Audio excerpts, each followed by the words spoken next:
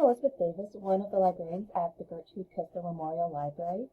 In this video, I'll go over what interlibrary loan is and how you can use it to obtain resources.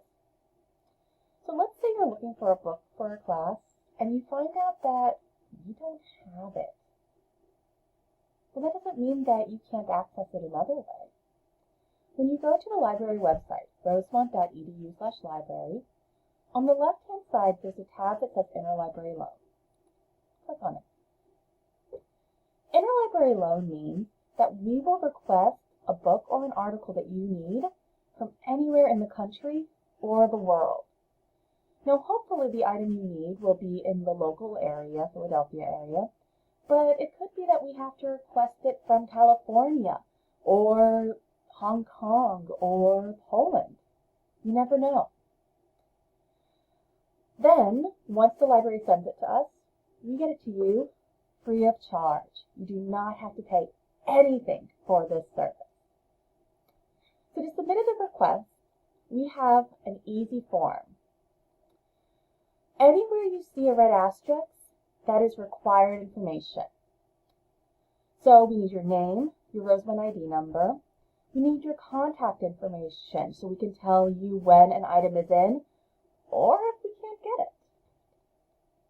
You'll also submit the request date, that would be today, and then the date you need it by. Do not wait until the last minute to put in your request for interlibrary loan. Don't do it. Articles usually we can get pretty quickly, and we will email them to you directly. But other things like a book, it may take a while. So don't wait until the last minute to put in an interlibrary loan request. Be proactive. Do it at least a week in advance, maybe 2. Then you'll tell us if you're going to request a book or a journal article. Now, as you notice here, there aren't any red asterisks. Give us as much information as you have. So, for example, we need the title of the book. If you have the author, that helps us even more. Now, if you're looking for a specific edition of a book or a specific translation of a book, you need to give us the ISBN number or the OCLC number. You can find those online.